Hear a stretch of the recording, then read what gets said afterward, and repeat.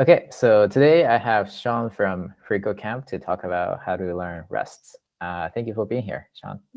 Thank you for having me. First of all, do you want to explain your background? Yeah, sure. So my name is Shaun Hamilton. I am a South African living in Scotland. I currently work for FreeCodeCamp as a software developer. My main role kind of involves with developing the curriculum content for the main platform, but as well as currently with this, branched out into the Rust course with Replit. And how did you get interested in Rust in the first place? I think when I first started programming, I heard about it. It's one of those things that always comes up. It's currently, I think, for 6 years in a row, it's been the most loved on Stack Overflow programming language. And at the time I heard it, I think it was the fourth. So I knew it was there and I was kind of interested in learning it, but I didn't really have an excuse to do so until I think it was last year, an organization by the name of Second State, they set out this competition saying they provided a boilerplate that integrated Rust with Node.js. And as a Node.js developer, I thought I'd find out how this integration works. It is based on kind of the WASM link between Node.js in the browser and Rust to kind of make use of the performance gains you get by running outside of the browser, just compiled code as compared to using JavaScript within the browser to run more complex calculations. And so I entered the competition and started learning Rust from there. Nice. And have you been using it since then? I definitely continued using it for about a month. I started doing coding game and Code Wars. I did the carters and things in Rust just because I was interested in it, and one, I like the syntax, I like the style, and there's a lot of things that you don't need to learn in JavaScript that you do need to learn, programming concepts that you have to learn in order to be a decent Rust programmer, and I found that really interesting. But then I found that I started using it less and less because there was less reason to. I don't use it in my main job, so I suppose I took a few months sabbatical. How is it different from different languages? I suppose one of the first things you come across with Rust is the concept of ownership, which kind of delves into the lower level memory management that you need to work with in programming languages, where you have higher level programming languages such as JavaScript, which have garbage collectors, which you don't even think about when you're declaring variables and throwing values all around the place. You don't think about things like how much space this variable is taking up, and how many references you have to a variable within your script, and at runtime what's happening to those variables when the garbage collector might come and remove them from memory so that you have extra space, or what sort of values are on the stack versus the heap. Whereas in Rust, these things, they're definitely more fundamental in the language itself, and the part of the concept of ownership with Rust is that whilst there isn't technically the same sort of garbage collection you get, it's a bit more automatic than some of the lower level languages, like you might have, I suppose, with C, where you have to specifically allocate certain portions of memory, and you have to make sure that you release or drop those portions of memory for your declarations. And so it's not too much to get into, but one thing I would say is definitely I'm glad I started learning a higher level language before I went into Rust. It gave me a bit more of an appreciation as I was learning these things, just how much more there is to learn within that sort of conceptual space. Right. Maybe you can share your screen and show us what that looks like. One thing that I have here is been using Rust with REPL a lot lately, and I developed just a little template that I use to get Rust going. I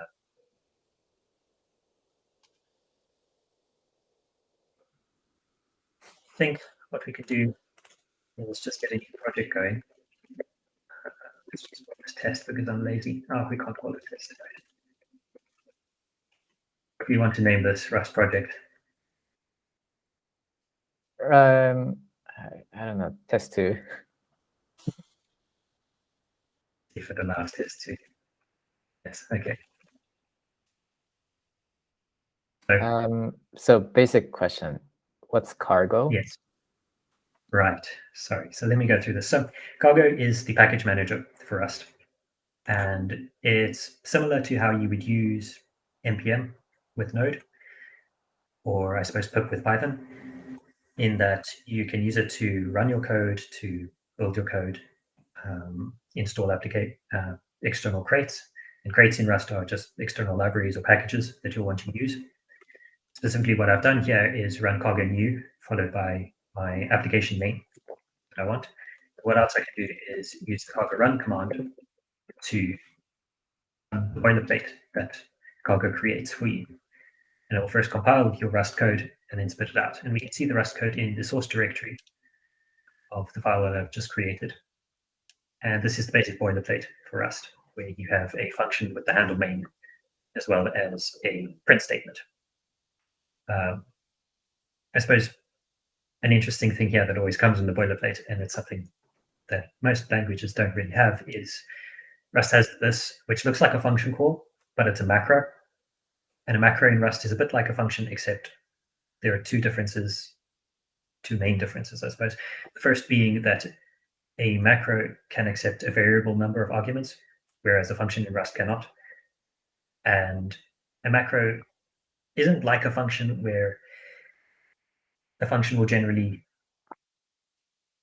refer to a piece of code that can be rerun multiple times. A macro creates code. So I suppose it's quite difficult to visualize that, but I don't think I want to get into how to create a macro. You said macro creates code? Yes. But a function doesn't. Not quite in the same way, no. So if you think about a function, they are very similar in that a function has this template where the only thing that changes is your input argument. With a macro, when you call it, it is basically inserting what you could think of as the body of your function in place of the macro call.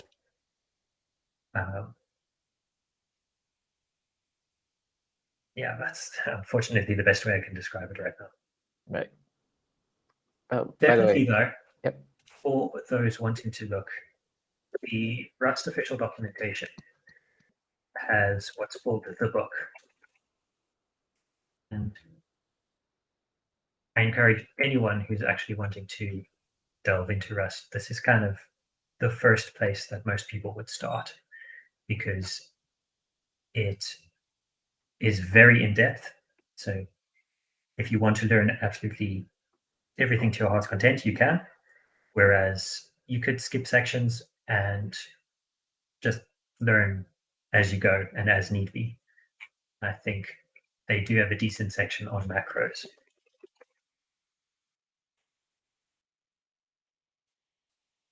So this is just one of the resources which I definitely recommend if you're wanting to delve into the more specifics about the language. Nice. So if someone was like totally new to Rust, would that be a good place to start? As a complete beginner to Rust, yes, the Rust book is definitely the first place you can start, because it will walk you through the process as well of setting up your environment to work with Rust. And there are some specifics. You will need to learn few interesting things, whether you're working in, Mac OS, Linux, or Windows, and it will walk you through the different operating systems and how to get Rust set up. As well as it points to the various other ecosystems within Rust that you might find useful, such as there's the Rust forum, the official Rust forum, which if you have a question, it's very active and you'll often get your question answered very quickly. And majority of the users there are very friendly and willing to help. Otherwise, you will spend a lot of your time with your heads in the docs. And I think the Rust docs are actually really interesting because majority of them are written using doc comments in Rust. And what that looks like is the comment in Rust is typically just the double / as you'll find in many C-like languages. And this is a comment. But then doc comments are triple / and actually see more examples of this in the book.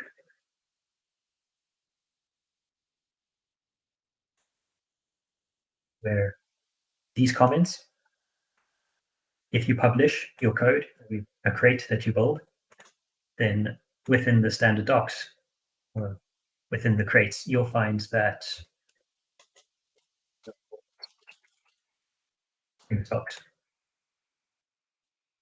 you'll find that this is all within the source code of string. So if we go to the source, you'll see that the docs actually come within the source code, and there's no need to write separate documentation. So when writing Rust, you're definitely also encouraged to have these conventions that are considered best practices. So you always well document your code, because in doing so, you're also writing the documentation for how to use your crate or your application.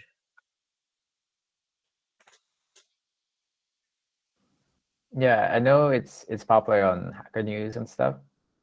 So it definitely seems like a developer-friendly language. Are there like any interesting applications of Rust that you've seen? I think one of the things that got me interested, as I said before, is the integration, using WASM to integrate Rust with the browser. And I suppose that's mostly just as a web developer, that's kind of where I saw the most use in it. And there are lots of examples of how doing so has, increased performance. You get 10x performance gains in some cases by using Rust with WASM in the browser as opposed to just plain JavaScript. Otherwise, I have also used an application called Tauri, which allows you to write JavaScript, HTML, and CSS, and integrate that with what's basically a Rust backend to have an executable application that you can distribute to multiple platforms. I definitely found that an interesting use case for Rust. Nice. Yeah, I guess it's useful if someone has like a web app or something and they want to increase their performance. Yes, it's definitely, you'll find a lot of people will use Rust for, I suppose, two reasons. One being the tight and strict ecosystem with Rust, in that whilst you can definitely write bad Rust code, I find it's a lot more difficult than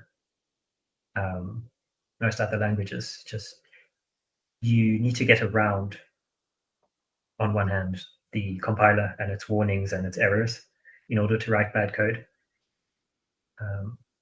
So it makes you a better developer, one, with the interest of you need to learn extra concepts, but two, you are forced to think a lot more about your code.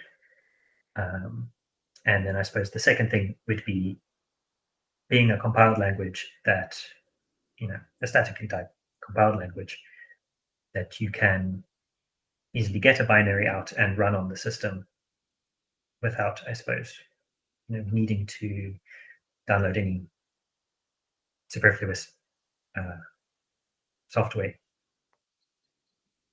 and then just run your application, as you intended it. So, I'd say those are the two main reasons people end up using Rust. Right. And are there any other learning resources you recommend?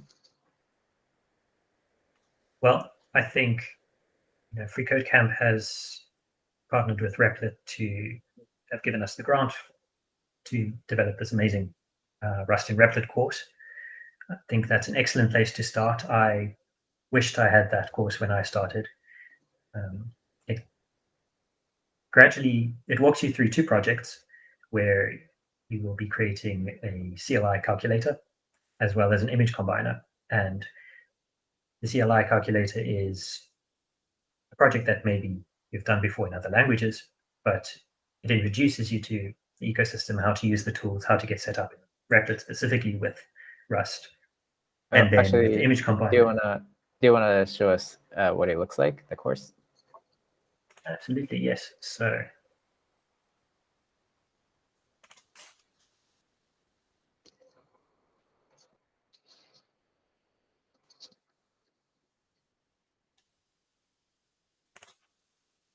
but there's an easy way to get the REPL up on Replit with the boilerplate for the project.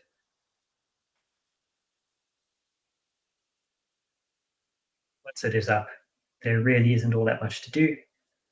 You can click the run button and follow the instructions that are given.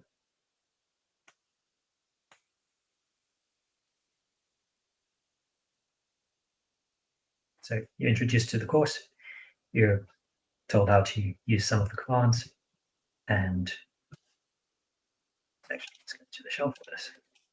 FCC, one for the first letter.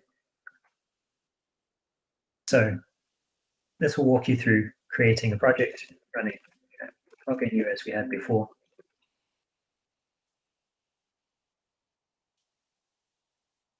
Following these steps one by one, what you end up creating is a CLI calculator, which we can actually skip to one of the final steps.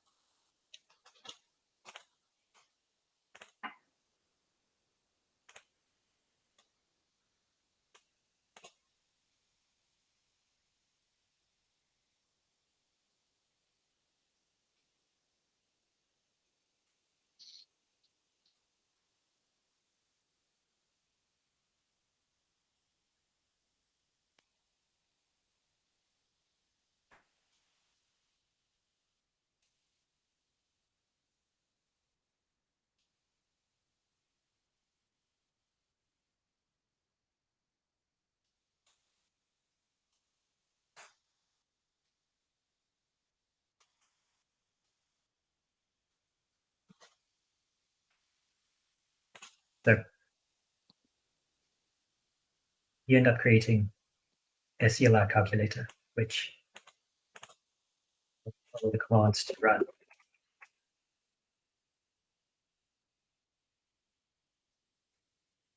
Definitely is something that will print out.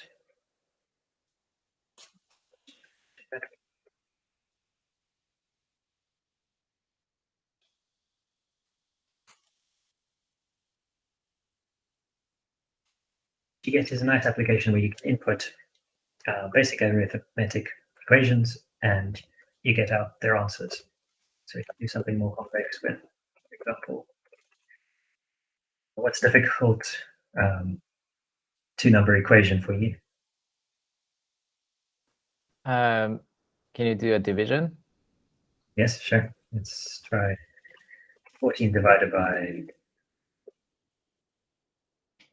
3. Do we get the answer of 4.24 and some change? I'm going to give you another one. So Yeah. I'm kind of interested in like compound interest. Can you do like, 5% interest over 10 years? So 1.05 to the power of 10. There's no to the power.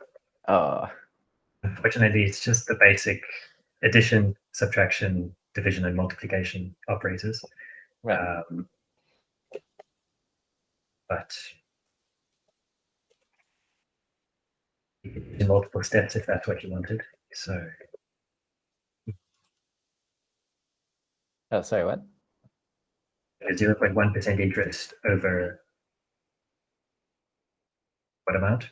Oh, I was thinking 5% over 10 years.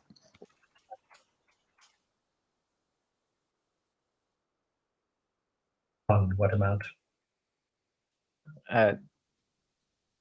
Oh, is that just a multiplication? I guess we could do 1.05 times 1.05 times 1.05. Let's just do 3. If you can do like 3. Unfortunately, that's also something you can't do, so you have to Okay, follow through manually. Yeah. Yeah. Yeah, that's really cool though. And I it's feel like definitely something that's quick and fun to implement, and then you can extend the project quite easily with, there's 2 things at the end of the course which you're encouraged to do, and the video walkthrough of the course, I do one of them, which is to extend the project to handle the errors better. So currently, there are some things such as if you put in invalid operator, then the code panics. This might not be the best thing to do in the case. right. It does tell you that an invalid operator is used, but if this is for an end user, then obviously you want to use handle your errors better, give them a message, and maybe ask for another prompt. Right. What's the other project in the course? So the other project, and you can get to it by running FCC switch. It is the image combiner project. And then when you go to the first lesson, you can get an error.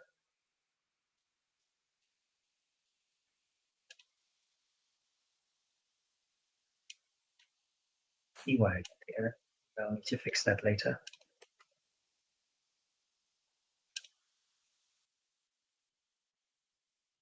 Into the first project. Again, it'll walk through. First, we need to create a new project combiner. And at the end of this, so what you expect from this project is you would hope to run combiner followed by a path to one image. And the boilerplate includes an image folder with some images to practice on, see the outputs with, but you can also provide your own images if you want to. And you'd pass an image to your first image, the path to your first image, the path to your second image, and where you want the output image to go. What the combiner will do is it will take the pixels from the first image and interlace them with the pixels of the second image so that you get, for example, an output image which, see, yeah. Let's bring this up.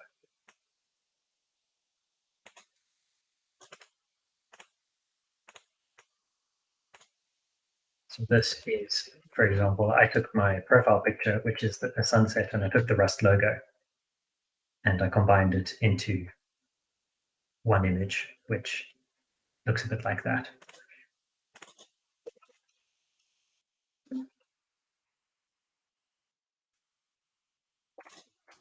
End of the lessons. This has.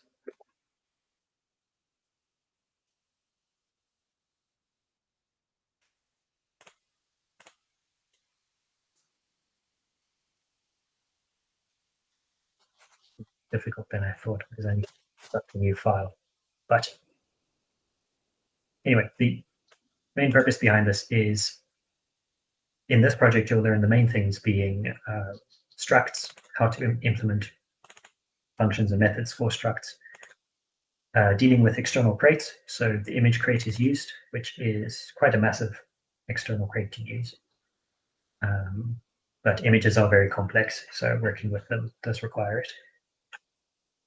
And performing some operations, such as alternating the pixels so that for each RGBA pair, in this case, they get taken from one image and then taken from the next to each other. And an image is built by doing that.